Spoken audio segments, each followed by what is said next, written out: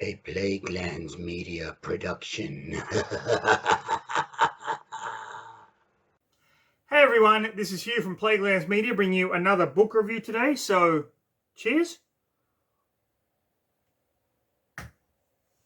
Now, the book I am going to be reviewing today, of course, Heart of Darkness by Joseph Conrad. This is a book that I read when I was at university, enjoyed it, have not even thought about it in many years, and then for some reason, it popped into my head and I thought, you know what? I want to read that, see if it's as good as I remember it was, and then review it for all you little Plaguelandians out there. Now, I firmly believe I'm holding in my hand definitive proof that time travel exists. I am firmly, strongly a believer in this idea that Joseph Conrad built a time travel machine. Perhaps he used H.G. Wells's. We don't know. Came to the future, watched Francis Ford Coppola's epic Apocalypse Now in 1979, traveled back to the past and wrote this book because the stories are basically the fucking same. And there's no way he could have written this without the help of Apocalypse Now. Of course, I'm just kidding there. A lot of you might think I'm serious. I'm not. Ahaha. It's a fucking joke.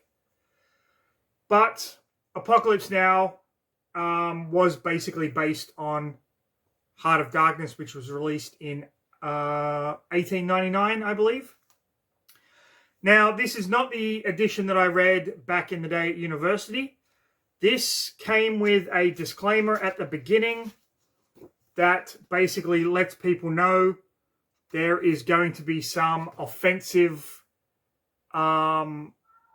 words and material and imagery in this book based on the time that it was written.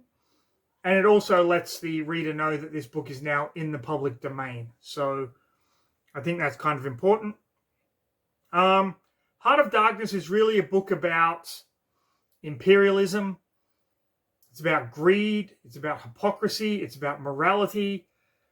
It's about racism. There are just so many things crammed into here under the pretense of the narrator listening to a story that is being told to him by a character on a boat. That is pretty much it. If you don't know the story of Heart of Darkness and you haven't seen Apocalypse Now, then stick around. There will be a few spoilers, but if you have read Heart of Darkness and you have seen Apocalypse Now, and you do want my honest opinion, stick around. Otherwise, go watch something else. They're all fucking good. All the Plaguelands Media videos are amazing. But right now, we're going to delve into the Heart of Darkness in the next episode of... Read a fucking book. Read a fucking book. Read a fucking book. People. Okay, let's get into it. Heart of Darkness is narrated by a character that we never actually find out their name. The only name that we really find out from the initial set of characters is Charles Marlowe. He is the one that is narrating the story to the narrator. So that might be a little bit confusing, but trust me, it is perfectly fine in the context of the novel itself. Charles is telling the story of how he became the captain of this paddleboat steamer that has broken down in Africa, and his aunt kind of gets him the job of becoming the new captain of this paddleboat steamer because the former captain has passed away. So he travels down to Africa where there is the company that are kind of collecting ivory, and they have these stations situated all throughout the continent upon this river. And when he gets there to the station, he discovers that the steamer itself has broken down and it needs repairs. So he stays in this station while he talks to the manager of the station and various characters that we come to meet. And they're all talking about this guy called Kurtz, who is in this station that's all the way up the river. And he's kind of this legend, so to speak. He's been collecting ivory and sending it back to the station for the company. And all the natives are kind of worshipping him. And he's kind of like this god figure down there. And as his legend grows, Charles starts to kind of question things. He eventually gets his steamer, his paddleboat steamer, repaired, and the manager and some pilgrims that come along decide to head down there and find out what the fuck is going on, basically. Now, what's interesting about this book is there is one particular scene, one particular part in this book where they're depicting the African natives on the shore as the boat goes past, and the description of it is very reminiscent of the depiction of the kind of people on the moon in the 1902 film A Trip to the Moon, which makes me kind of wonder if the director of that film hadn't actually read the book and was kind of getting the actors to mimic the actions described in the book of the natives on the river. It's just something I thought about as I read it. I noted it down because it was kind of interesting to me. They finally get down to this station. They meet this Russian guy who has fallen under the sway of Kurtz. And the Russian guy tells them that Kurtz is this philosophical genius who has gone out and kind of subjugated all these people. And while their ship is attacked by natives and one person is killed, we get this idea that the natives themselves have really fallen under the sway of this guy who, when they reach him, he's basically on his deathbed. He's really sick. And so they kind of, what am I trying to describe here? They kind of go through his kind of possessions while trying to nurse him back to health on the boat. And Kurtz gives Charles a bunch of his kind of correspondence, and the manager is trying to get at it because he believes it contains information that Kurtz has found by exploring the area, and the company believes that Kurtz knows all of this information that's going to be beneficial to them. And so they decide to leave. My cat was going crazy there. They decide to leave. The natives kind of give Kurtz this send-off. Kurtz is in this boat and is basically catatonic and occasionally mumbling stuff, and then he ends up dying, and the pilgrims just kind of throw him overboard. They get back to the station, and Charles ends up making it all the way back to England, where he is kind of hassled by the company who want Kurtz's documents. A reporter also wants Kurtz's documents. And it kind of culminates with Charles going to Kurtz's fiancée, I guess you would call her. And sorry about the break there, but my cat was going a bit mental. Charles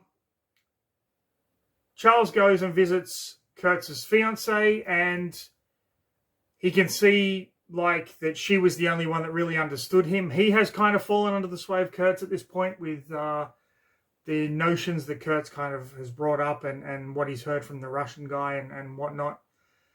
And she asks him what were his last words. Now, Kurtz's last words famously were the horror.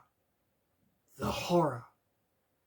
But Charles lies and tells the fiancée her name was the last thing he spoke, which she kind of feels relieved about.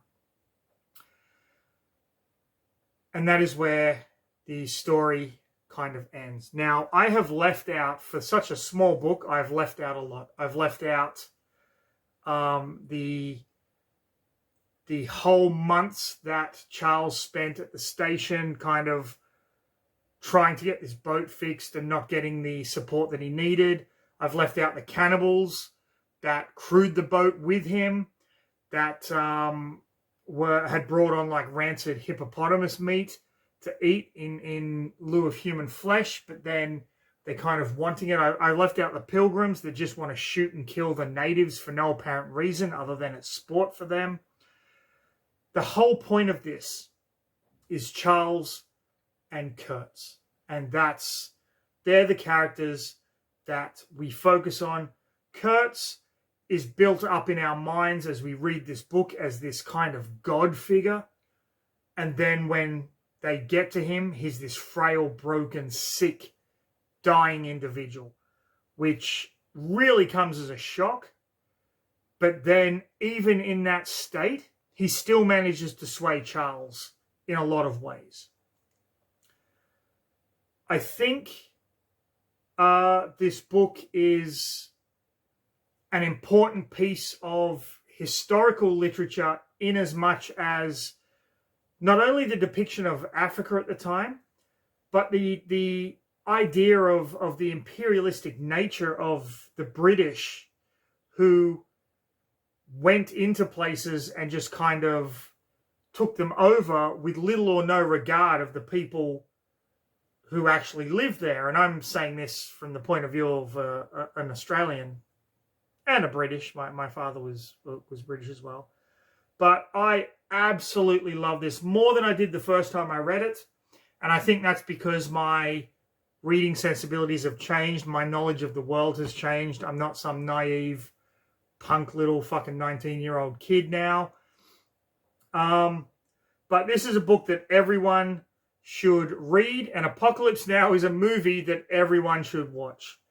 So that's all I'm going to say about Heart of Darkness. If you agree or if you disagree, please leave a comment in the section below, and then we can start a dialogue on this, because, hey, I might have gotten this whole thing fucking wrong. That's the beauty part of classical literature.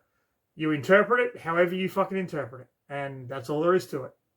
Now, before I let you go, I'm going to take another drink of whiskey.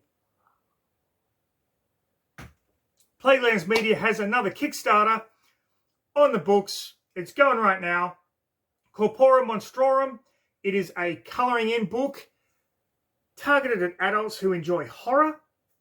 The art is done by Mr. Ian Van Gammett, an homage to the great artist Bernie Wrightson. The text is done by Dr. Luke Carman. It is an absolutely fantastic and affordable, unlike some of the others, Kickstarter, which the entire project is finished. So once we get the funding, it gets sent out to you people. Okay, so go and check it out. Tell your friends. Share it on all of your social media. You will not regret it. It is an absolutely fantastic work of art, if I dare say so myself. With that said, everyone, please stay safe. Have a fantastic rest of your day. And go read a fucking book, people.